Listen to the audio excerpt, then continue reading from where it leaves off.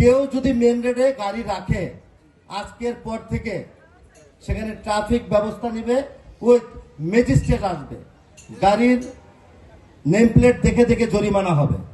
আর main রোডে দাদা ভাই আমার বাবার গাড়ি থাকলেও রাখেন না এটা। ওখানে যতটুকু থাকুক থাকুক, যেহেতু তাদেরকে অন্য জায়গায় আমরা আপাতত দিতে পারছি না, থাকুক, কিন্তু মাঝখানে ডিভাইডেশন করার জন্য আমাদের কাজ করতে আমরা পারতেছি না, তাহলে এটা তো উপকার আপনাদের হবে। এই গাড়িগুলো কাজের সময় সরাই দিতে হবে।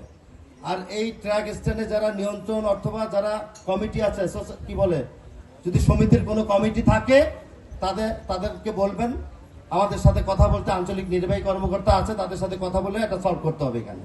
আর মেন রোডে দাদা ভাই আমার বাবার গাড়ি থাকলেও রাখেন না এটা, মেন রোডে গাড়ি রাখবেন না।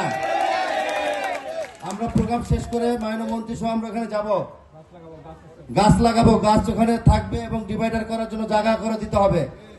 কেউ যদি মেন রোডে গাড়ি রাখে আজকের পর থেকে সেখানে ট্রাফিক ব্যবস্থা নিবে, উইথ ম্যাজিস্ট্রেট আসবে, গাড়ির নেম প্লেট দেখে দেখে জরিমানা হবে। আমি বলে দিলাম, এখানে আপনারা রাজি আছেন না সবাই? দেখছেন সবাই, অতএব কেউ রাখবেন না এখানে।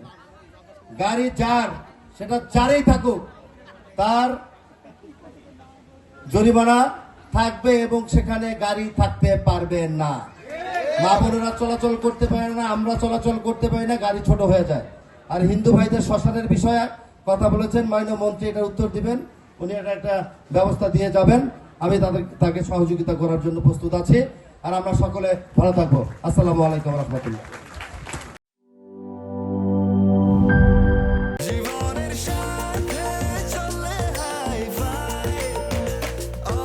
স্বাস্থ্যকর অল টাইম, সব সময় অল টাইম হেলদি লাইফ।